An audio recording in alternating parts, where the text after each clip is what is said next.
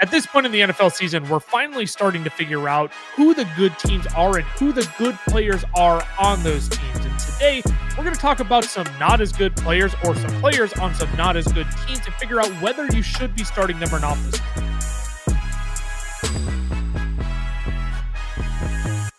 As always, we start at top with the running back position, talk about our starts and sits, make our way down to wide receivers, and we'll wrap up with some quarterback and tight end streamers for the week tie. For your running back start this week, Kareem Hunt has had some luck to fall his way, and I really do think this is a spot where if you picked him up off the waivers this week, you fire him up against the Buffalo Bills. Yeah, you're telling me in one of the highest projected scoring games of the week that we now have a 1A workload that's not purely just short yardage and goal line work for Kareem Hunt, while we still maintain that. I mean, the stars are kind of aligning here for Kareem Hunt to kind of have himself a day. Not saying it's going to be pretty, not saying it's going to be the most awesome thing to watch on the week, but you have to believe that in a Chiefs-Bills matchup with no Isaiah Pacheco, points are going to be scored and Kareem Hunt is going to be on the end of one of some of those points. Again, I can't promise it's going to look pretty. It hasn't looked pretty so far this year. Again, minimal work because he was purely used as the short yardage and the goal line guy when Isaiah Pacheco was healthy. But again, now that Pacheco is out of the equation, we're probably going to get some early down work. The receiving work isn't exactly going to take a leap forward at all or a leap up, because if any receiving work goes to the running back position, it's going to go to Brashard Smith. I'm not worried about Brashard Smith in the first game. If they come out and kind of make Brashard Smith the 1A, then I'm glad to be wrong, because I'm just going to say I do have some decent shares of Brashard Smith, so I won't be terribly mad. But again, I'm just following usage here. High scoring game and what it should be an absolute, smash opportunity for Kareem Hunt to find the end zone, I would say multiple times. Yeah, you want to talk about usage. The Kansas City Chiefs surprisingly are first in the league in running back usage this year. And that was when they had a three-headed monster in Isaiah Pacheco, in Kareem Hunt, and Brashard Smith. Now you're telling me that usage gets consolidated to two guys. I think Kareem Hunt is a big beneficiary of Isaiah Pacheco missing time. If you were to ask me who I think takes the biggest leap of the two, I mean, I think it is going to be Brashard Smith, but you named it. It's going to be the goal line opportunities against a defense that has been getting gashed by running backs as of late. Look, Kareem, you're not telling people that they're going to get 2017 Kareem Hunt on the Kansas City Chiefs, right? Where we're talking over 1,200 yards that year, 8 touchdowns as well. I mean, he's already got 5 touchdowns on the season, so it wouldn't be surprising at all if Kareem Hunt does stumble into the end zone this game and gives you rumbles for what? How high do you think he goes on receiving yards this week? Underdog doesn't have a projection out for that, but if you were to set the projection for Kareem Hunt, what would you put it at? On receiving yards or rushing yards? Rushing yards, sorry. Rushing yards. Thank you, because I was going to be definitely been rushing yards. 8.5 receiving. Yeah, right. Yards. For rushing yards, though, I'd probably give it 59.5. Oh, I was gonna go up to 63.5, 62 or 63.5. I think I was gonna look at. I wouldn't be surprised if Kareem Hunt gives you a 70-yard day on the ground. I mean, it's somewhere between 60 to 70, right? It's not going to be 100 yards. If he gets 100 yards, awesome. But Kareem Hunt is not, like you said, the 2017 Kareem Hunt. He is a Kareem Hunt that is playing like he's in his 30s. So he's going to get the job done. It's not going to be anything over the top or anything super exciting, but the high value touches that he has been getting should stay, and with more work on top of it.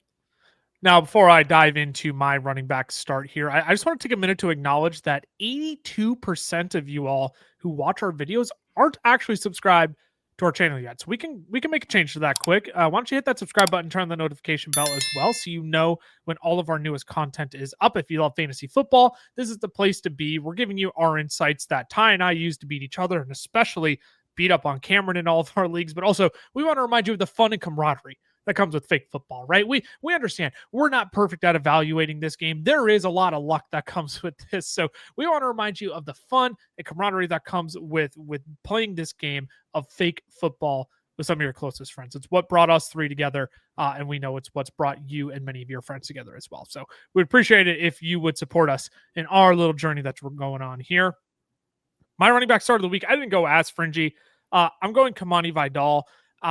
When you look at his last three games, he's topped 125 yards in 19 fantasy points in two of those games without Amari Hampton. And the Titans, they are still absolutely a smash matchup for the running back position. The third most fantasy points per game to running backs, the second most rushing yards, and the most rushing touchdowns. The Titans have given up 12 rushing touchdowns to running backs this year. You want to take who's next closest in the league and how many they have? Next closest run defense, Cincinnati. Try Buffalo, and they've given up 9 touchdowns. So your matchup that you are targeting here with Kareem Hunt, right? I know this isn't a fringe player that you're considering starting, but this is a start Kamani Vidal with top 10 confidence pick for me this week. I mean, how he looked against the Vikings, should give you confidence that he is going to put up some more performances in the meantime. He looked good going out. The fact that we were getting multiple runs of 8, 9, 10 plus yards should excite you, that he doesn't need a whole lot of touches here, because this Chargers offense is still throwing the ball at an incredibly high rate. They're doing what they are good at, but Kamani Vidal just gives them something that defenses have to account for. And when they're not ready, Kamani Vidal can absolutely make them pay. So I very much agree with this. Kamani Vidal, because I went through my rankings already for this week. I really debated about having Kamani Vidal as a top 12 guy this week. Yeah. And so I put him right at 12, right on the fringe. He could be a high-end running back 2, low-end running back 1. Yeah, I say starting with top 10 confidence from the perspective of, I'm not guaranteeing you he's going to finish in that spot, but that's the level of confidence I'm playing him with. I'm not considering him this mid running back 2. I think you named it perfectly. I do think he's a high end running back 2 and a fringe RB1 on the week. When I go ahead and finalize my rankings, I'm not going to be surprised at all when Kamani Vidal ends up as either my running back 10, 11, or 12 on the week. Let's go to running back sits. Ty, get a little bit pessimistic here. Look, it just has not been sunshine and roses for Corey Krosky-Merritt. This is a tough matchup against the Seahawks. Well, yeah, it's one of the toughest matchups on the week at the running back position. But honestly, I feel like we now know what to do with Bill Krosky-Merritt at this point in the season.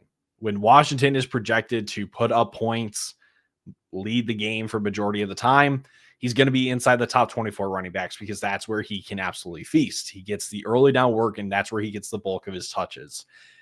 When they're not, though, he's more running back 3 territory at that point than anything top 24. This week, going against Seattle, they're bottom 10 in projected points. Now, that is because we don't know how Jaden Daniels is going to be health-wise, if he's going to be at 100%, playing at 80% or whatever. We know that Terry McLaurin is out for sure after he re-aggravated his injury on Monday night. So I just don't think it's worth taking a risk on Bill this week. And I'll be honest, I see him very similar to Ken Walker in the sense that they'll rack up work on early downs. They have very minimal receiving work, so they need to find the end zone. And I just don't think that's going to be this game against a really stingy Seattle run defense.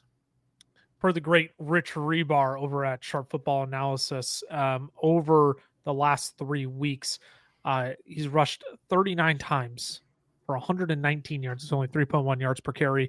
And he's only had a run of 10 or more yards on 2.6% of his rush attempts during that stretch. And this is a guy who thrives on the explosives in the run game, right? And I think you nailed it, right? If Washington is projected to give you 23, 24 points on a given week, 24, 25 points on a given week, I think you can play Bill, right? When they're playing ahead, they give them the opportunity to create explosives in the run game. You can fire him up as a mid RB2, but if this team is going to be projected 18, 19, 20, 21 points on a given week, just like they are this week, you're probably looking closer to the Do you have him placed in your rankings yet? Like I'm thinking like off the rip, like RB 27, 28 maybe is where I would have him. He's my running back 29. Yeah, right. So right in that range of players where it's just going to be tough to trust him when over the last 3 weeks combined, he's only had 125 total yards. So it's not a great look for Bill Krosky merit here.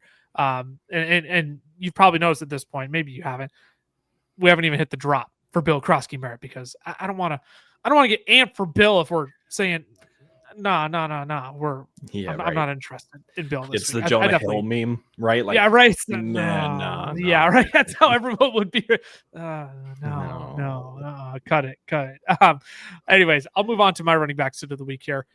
Alvin Kamara.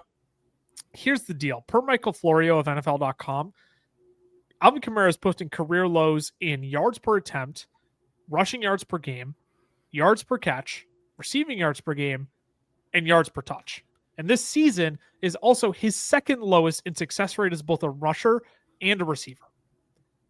Not great. The New Orleans Saints offense, it doesn't help that the offense hasn't been good. And I do believe Tyler Shuck is going to be starting this game. Could I be open to things changing because of Tyler Shuck? Sure. It's different than Spencer Rattler. Is it going to be better than Spencer Rattler? Define better is going to be my response for you there, right? Over the last month and a half, Alvin Kamara has only had one finish as an RB2 in 12-man leagues.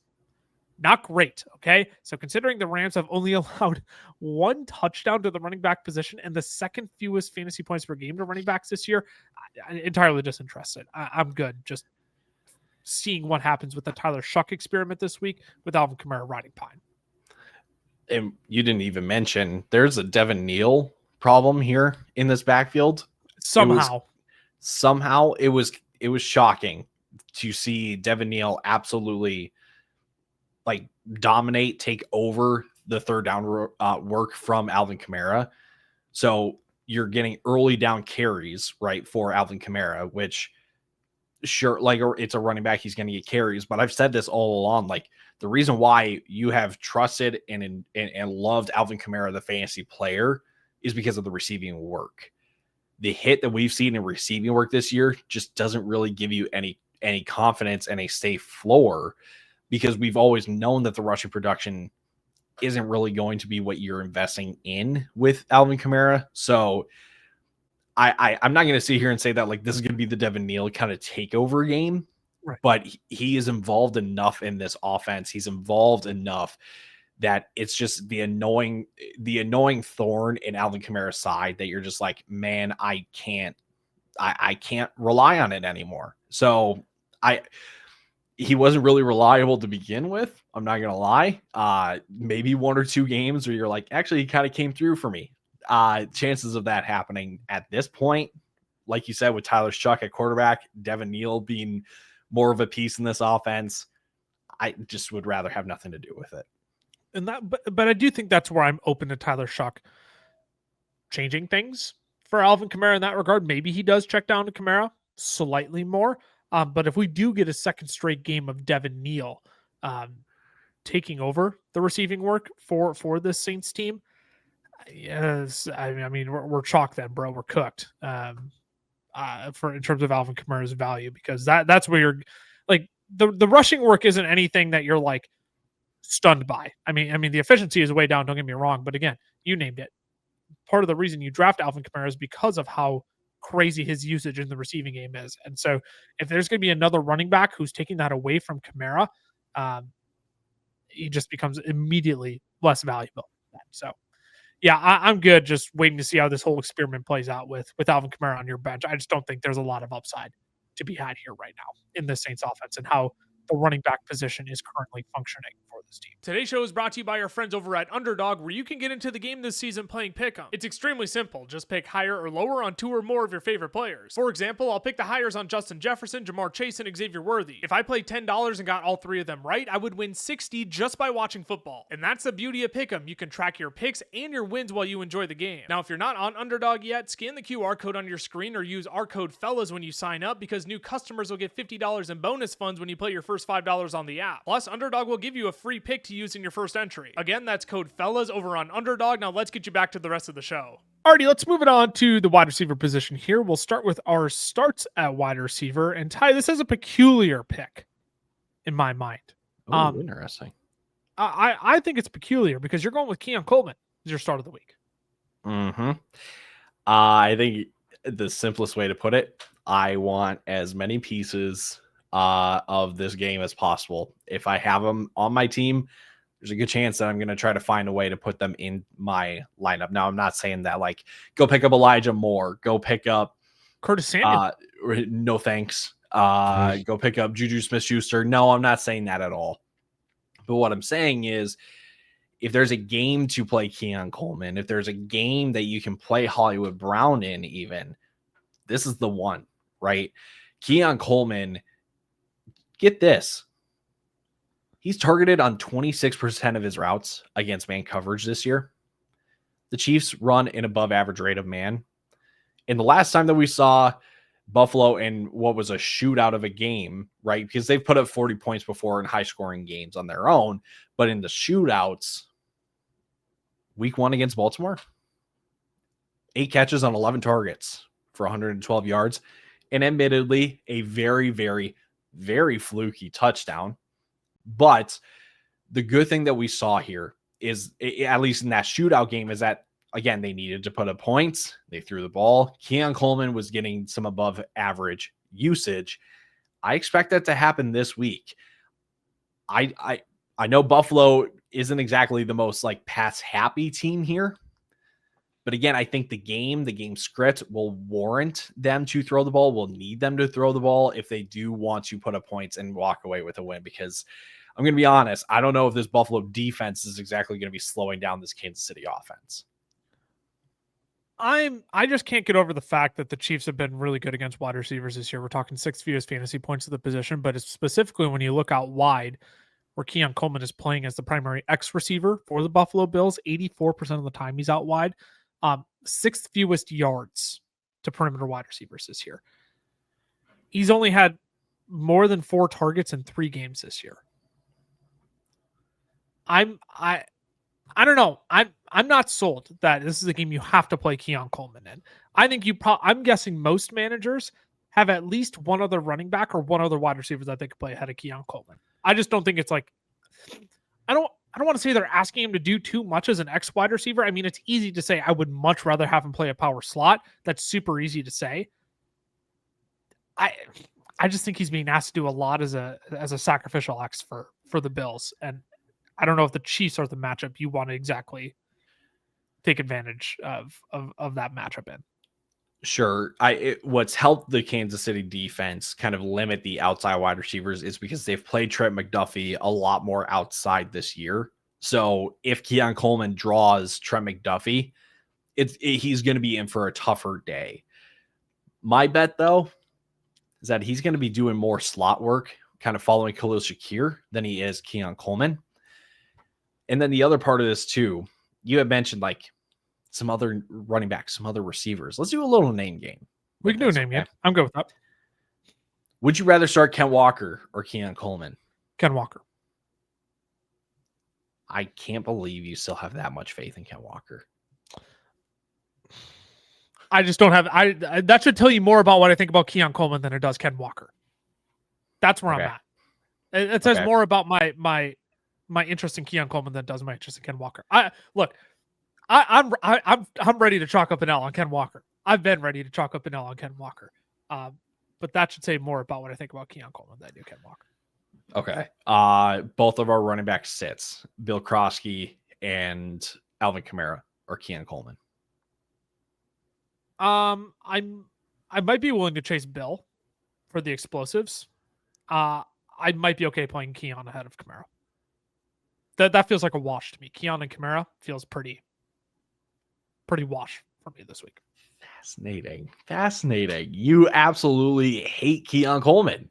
I do. I really do. I mean, he hasn't given you anything. He hasn't given you anything worth a darn outside of week 1 this year. So I don't know. I'm curious what like our viewers are thinking as I'm saying all this too. Like in this name game that we're playing here, like let us know down in the comments who you would be starting, Keon Coleman, any of those guys. What do you actually think about Keon Coleman this week? I just don't have that much faith in Keon Coleman based on what I've seen this year. I mean, if you were to put together like a flex like tier ranking, right? You've got I'm not gonna label whichever tier letter it is, but you've got like the fringe tier, right? Like you're talking about the Juwan Jennings, you're talking about the Hollywood Browns, you're talking about the Jameson Williamses of the world, you're talking about the Bill Krosky Merritts, you're talking about Tajay Spears, you're talking about those kind of fringe guys that you're like, I could, but I'd rather not. I feel like because of matchup, because of high scoring potential here, Keon Coleman does kind of put himself up to the top of that tier. You can say, it's not for you. I'm just saying, don't be surprised if Keon Coleman actually has an above average, volume in this game, because again, the game warrants it. I look, and I get if you want to play the game script here, right? If you want to say this is going to be a shootout, I want pieces in this game. We said that about Buffalo, Baltimore in week 1. I completely understand that. I just think it's different when you also have a defense that's playing really good football right now and has a cornerback like Trent McDuffie. And if you think he's going to play Khalil Shakir more in the slot, great. I mean that's your prediction. My guess is that he's probably still going to stick on Keon Coleman. They're willing to kind of let Khalil Shakir dink and dunk his way over the middle against him, if that's what the Bills choose to do. Because my guess is that they're probably going to try and get James Cook going in this game, obviously, to establish the run so that they can throw the football. But we'll see. I get wanting pieces in this game. I do. I think Keon Coleman is one that I just don't have the faith, the cojones, as we've said multiple times this year, to put him in my lineup, even in a potential high scoring game. So curious down in the comments, let us know what you think of Keon Coleman for this week. Hey, you can play Marvin Harrison Jr. this week. You don't have to ask yourself, is he actually startable? Is he not this week? I'm going to tell you he's 100% playable, because I know it's not fun to have to trust Kyler Murray, but you have to target this Dallas Cowboys defense whenever you possibly can. The Cowboys have been getting eaten alive by perimeter wide receivers this year, and Marv is lining up outside 80% of the time still, despite what you and I really think they should be doing and moving him around the formation. Anyways, I digress. Dallas has allowed the most fantasy points, yards, and touchdowns to perimeter wide receivers this year. If you want to add salt in the wound, 8 different wide receivers have scored 15 plus points against them this year. It's not as high of scoring projection as Bills Chiefs, excuse me. But this game is projected 47.5 points. I'll take Marv to chew up Dallas' secondary in this game to give the Cardinals an abundance of their points. Did that point total change? What are you looking at? I looked at it. What are you looking at? I'm seeing 53.5. Holy smokes. Where did I find that number? In that case, give me even more of Marv this week. 47.5 is Seattle, Washington. Where did I find that number? Now I'm curious. Go ahead. You can give me your rebuttal here. You sure about that? I'm looking at, how old is this article? It probably hasn't been updated since it opened. No, this is as of 6.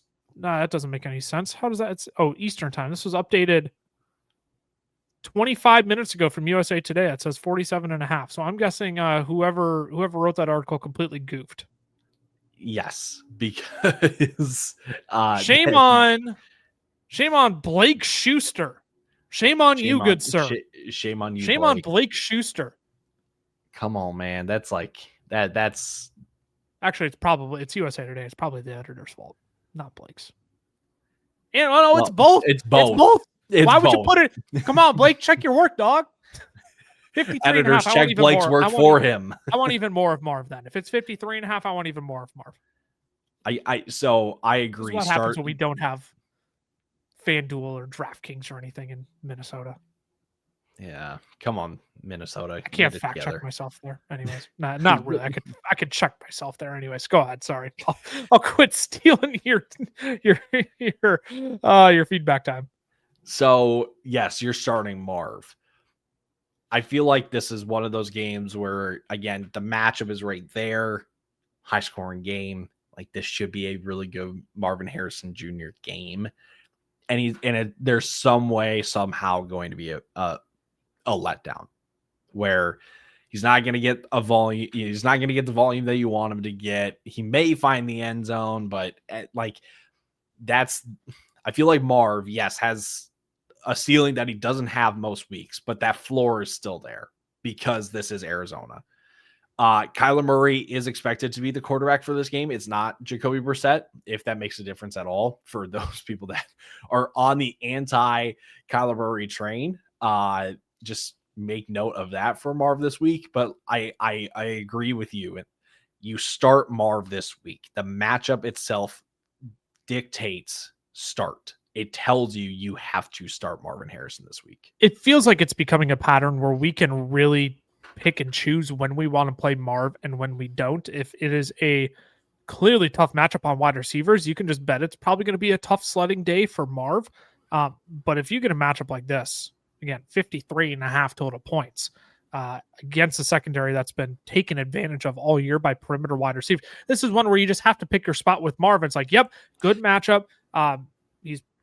You got to imagine he's going to get at least 5 catches for 75 yards and add a score onto it. Why don't you during this game? I get it's a little bit reckless to project that, but pick your spot here. It's a great matchup with Marv. You don't get to play him in many other games because he's not giving you much this year. So even 58.5, that feels really low over on Underdog. I shouldn't say really low. It feels against a Dallas Cowboys team. I think that should be set closer to like 64.5. I want to see what it is if you play it down to like 50. You play it down to 50. 0.81 multiplier payout. Yeah, that ain't bad. That ain't bad. Hey, you shameless plug. Underdog is going with their they're going to their last couple days here with their Boost-tober event where they give you some nice little tokens to yes, add multiplier to your entry. Heck yeah. Little profit boost for you. So play that down to 50. You can pretty much cancel it out with one of those tokens. So yeah, again, code fellas to get those FELLAS. That's it's a great mention there. Great mention there. If you want to go take Marv at 50, even play it down to 50 and add that little Boost-tober token, and you'll get a 30% profit boost on top of that. Let's move on to sits. DJ Moore. I'm curious to hear your case on it, not because I outright disagree, but because the Chicago Bears have a lot going on within this offense right now. And Caleb is one of those things. So that's part of the reason here. I'm just seeing a lot of the old Caleb recently, and it's got me a little concerned. The other part of this, I feel like people see this matchup against Cincinnati and they just go, shootout. This is another shootout, another high scoring game. Well, sure. But where has the volume been at all year for DJ Moore to have a really good game? Where has it been this year? He has 5 of 7 games this year with just 5 targets.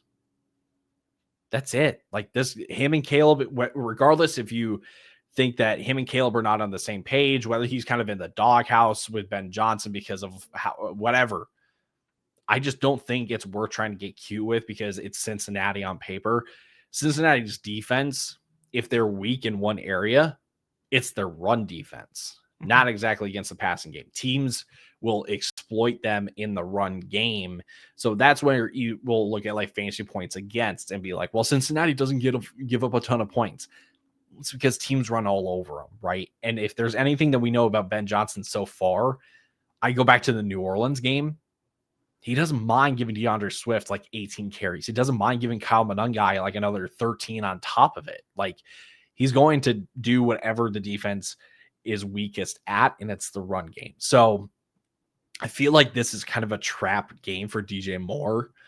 And I think the best way to kind of justify it is either volume or he scores 1 touchdown on the year and we're not getting volume. I'm going to take my chances that doesn't happen in this matchup. I mean, yeah, you named it. They're getting absolutely, they're getting chewed up, not just by running backs. They're also getting chewed up by tight ends. Which I'll just save for little tease later in the episode, if you don't mind. I mean, again, you look at the fantasy points against stuff in terms of running backs. I mean, they are just getting absolutely torched. They're giving up 5 more points per game to the running back position than any other team in the league this year. If anything, this is a smash spot for DeAndre Swift. Where's DeAndre Swift in your rankings? Like, honestly, Oh, should he be a top 12 play this week? I know we're talking about DJ Moore here, but like, this is the point I'm trying to make. DeAndre Swift he was very close to being a top 10 play for me this week. Yeah, right. I mean, that's what we're talking about. The running back position, clearly the most fantasy points per game, been run on the most times this year, most rushing yards allowed, top 3 in receptions and receiving yards allowed to the running back position as well. Again, I agree. I think you look at this matchup and you want to say Cincinnati's defense, they're terrible. Any player could take advantage of them. Sure. But I do think if it's going to be any pass catchers in this offense, it's going to be ones who it's going to be Rome Odunze first and foremost, because he's been the alpha in this offense. And again, I think it's probably going to be the tight end position, because since he's been getting chewed up by tight ends this year. So I'm with you. That being said, I think I'd rather play DJ Moore than Keon Coleman this week. No. What? That's outrageous. That's outrageous. That's wild to me. There has been absolute there is zero going for DJ Moore at this point in the year. There hasn't been much going for Keon Coleman either. Like, let's. But we've got the shootout game. Could Chicago and Cincinnati turn into a back and forth affair? Is that possible? Yes or no? Not if Joe Flacco is out. Touche. If Joe, okay, I'll cede on that. If Joe Flacco is out, I'll cede on that point. Then I'll cede on that point. Similarly to your sit of the week, I'm going to pick a player where I think people might look at it as of recently and say, "What do you mean?" Jameson Williams has a very good matchup against the Minnesota Vikings this week. And this take for me is purely like ball. Like, watch the Minnesota Vikings and tell me where they've been getting beat up as of recent. You could take advantage of the secondary, but Ty, I'll pose this question to you: Where have the Vikings been getting chewed up in the passing game recently? Everywhere. Well, okay, everywhere. Primarily, it's been over the middle of the field. Correct. It's been over the middle of the field. Oronde Gadsden, right? Oh, dude. Oh, come on. You ready? You ready for this? I don't actually think you're ready for this.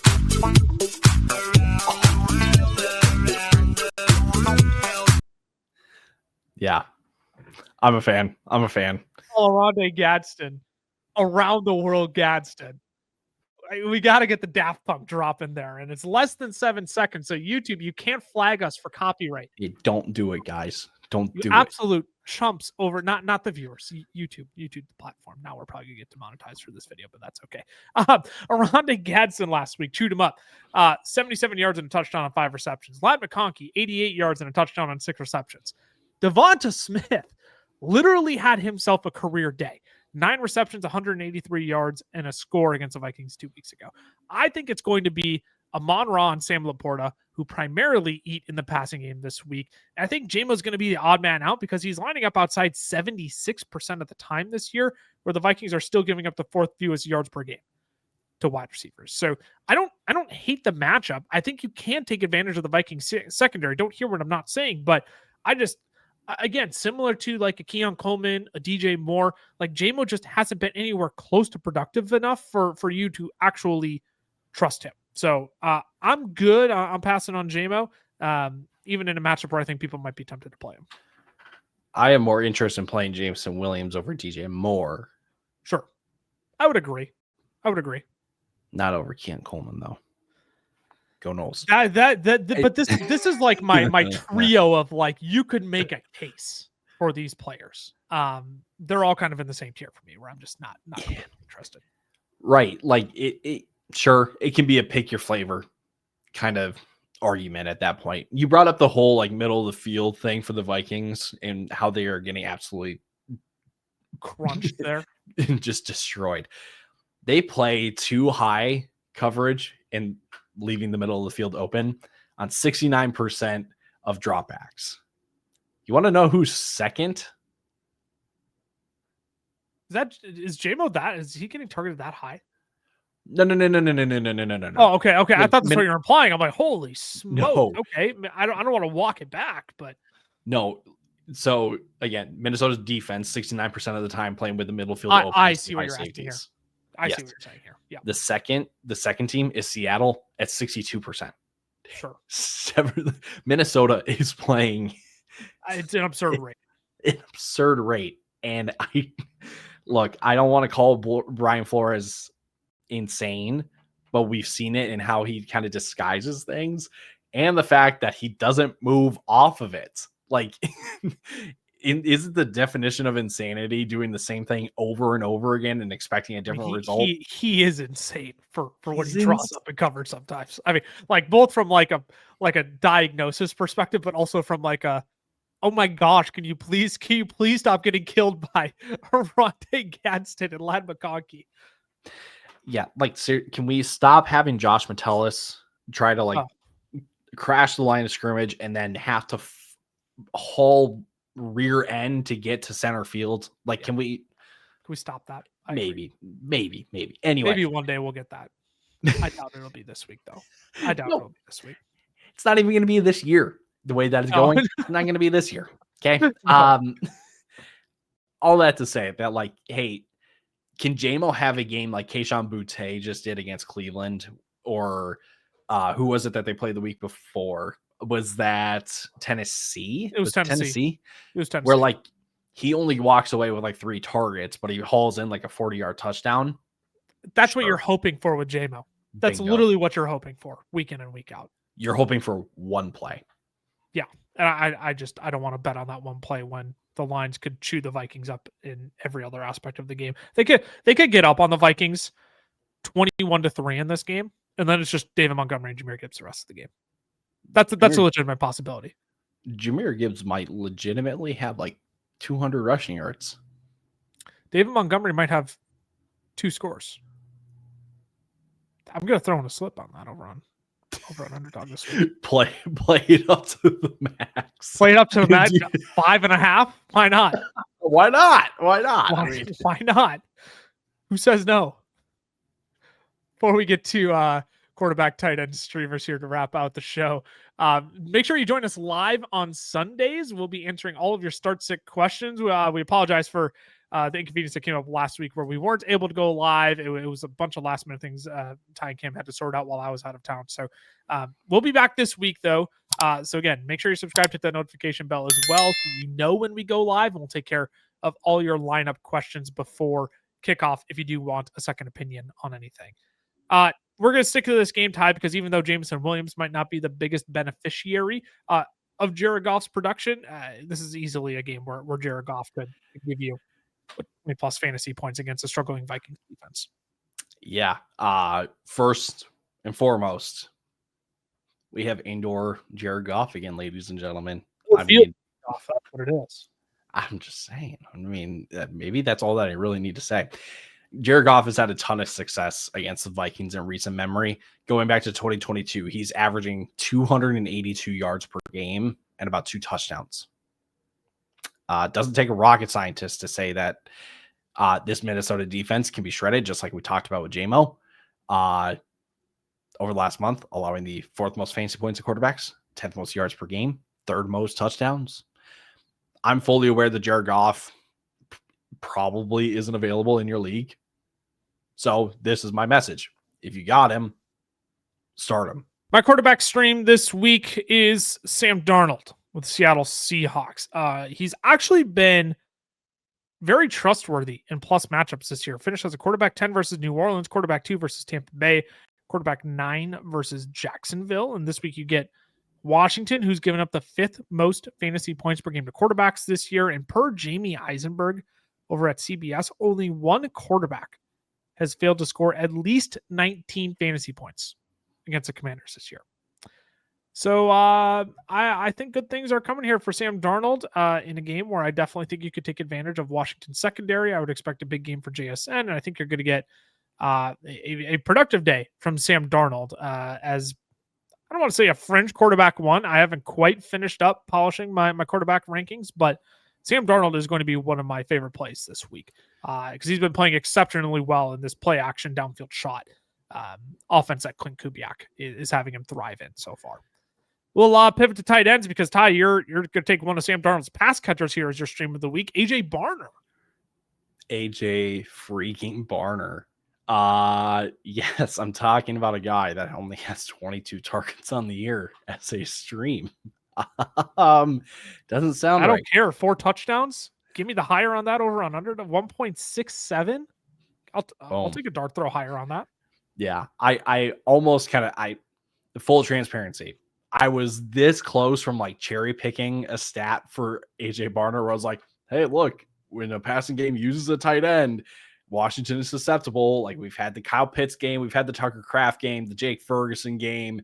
Like it happens. And then I looked and then remembered, right, AJ Barner only has 22 targets. Yeah, not really like focal point, not really like mainstay in the passing game here in Seattle. So really, I'm just projecting him to score against a really, really like susceptible Washington defense of tight ends all year. Fourth most touchdowns allowed. So you're talking about a red zone threat against a defense that allows touchdowns to the position. 1 + 1 = 2 in my mind when it comes to AJ Barner this week as a stream. I would like to say before I dive into my tight end stream, my tight end stream last week was Aronde Gadsden, and I think it's worth playing the drop again.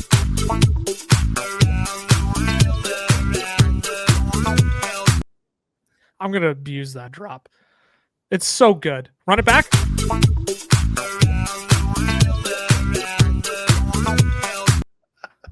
Call me Jey Uso because I'm going to. Yeet. I really just wanted to play the drop again. I did crush the Aronde Gadsden tight end start last week, so I'm gonna get ballsy this week. Let's go Colston Loveland against the Cincinnati Bengals. I talked about this in our league winners episode on Tuesday. I just want to target good matchups for these streaming tight ends, and Cincinnati has allowed the most targets, yards, fantasy points, and touchdowns by a country mile, might I add. They have given up 10 touchdowns to the tight end position this year. The New York Jets have given up the second most and have given up 6 touchdowns to tight ends this year. This is a great spot where, hey, even if Colston Loveland only gives you 4 receptions for 35 yards this week, I think there's a decent probability he hits pay dirt this week. So if I'm picking a breakout spot for Colston Loveland finally, top 10 pick in the NFL draft for the Chicago Bears offense, look, it might as well be this game against Cincinnati. So go ahead, give me Colston Loveland. You're talking about a guy with only 22 targets on the year, Ty. How about a guy with only 18 targets this year? How much interest do you have in Loveland if Cole Kmet plays? I become a little less interested. If Kmet plays, I probably wouldn't start Loveland with as much confidence. But if Kmet is out, like he's one that I'm like, if I'm desperate, I'm playing Loveland. Even if I'm desperate and Kmet does play, depending on how deep your league is, like if you're talking like 14, 16 man league, like I'd probably be willing to still throw Loveland in if I needed a guy. So if Cole Kmet plays, would you rather play Colston Loveland or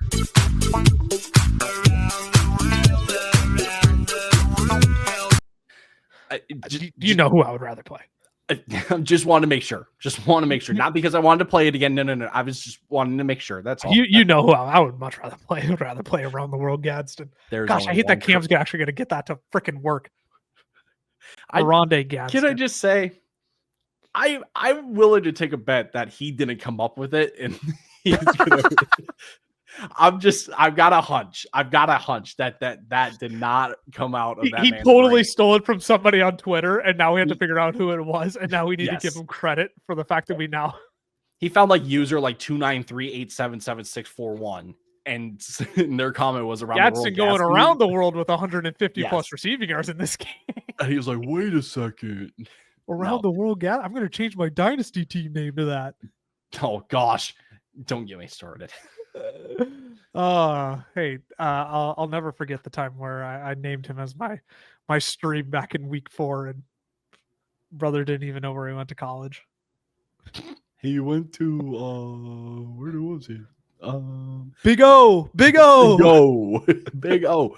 Oh. Oh, oh, Syracuse. Oh man, we had to make sure we get some jabs at Cameron since he's not here to defend of himself course. today. Yeah, always. If you want even more content, make sure you hit up our other socials as well. FFL is over on Twitter. The FFL is over on Instagram. Fantasy Football Fellas on Facebook and TikTok. If you want to follow our personal socials too, I'm at Lucas Wenzel over on X. Cam Law FFF for Cameron, Tyler _Plath for Ty. And how could I forget? I literally got into the personal socials and I totally forgot. If you're a YouTube truther through and through, I completely get it. We got exclusive content for you over on YouTube still. Fantasy Football Fellas shorts, exclusive content. What are you picking at your Twins logo for? How do I? The Twins are the worst run franchise on the face of planet Earth. Just burn it already. I need to, but this is too nice of a This is too nice of a pullover. I just need. It looks like a comfy pullover, breathable. Dog. It is for full time. Put a little vest over it. Oh, yeah. Casual Friday in the office. Throw on some jeans and just probably need to find some like electrical tape or like some something to like kind of like black out the logo here because I don't really want to support them at this point. You could just put a different pattern if you wanted to. Yeah, that's true. It's because they hired their next manager. So Nick Punto? We're not gonna. Nope, not Nick Punto. Okay, all right, then I don't care. Yeah, we're not going to bore the people. People could care less about baseball at this point if you're not a Dodgers or Blue Jays fan. I mean, remember that most people have already clicked off the video by this point. That's why nobody's ever also commented true. about the Fantasy Football Fellas shorts bit that I used to do. Not wearing shorts today, by the way. A nice. Whoa! Hey, pants, please. Jeez. Come on, man. You know better than that. It's like just subtly throwing in a 6'7" in your argument for a player last episode. Come on, man. You're just doing it on purpose at this point. I might be.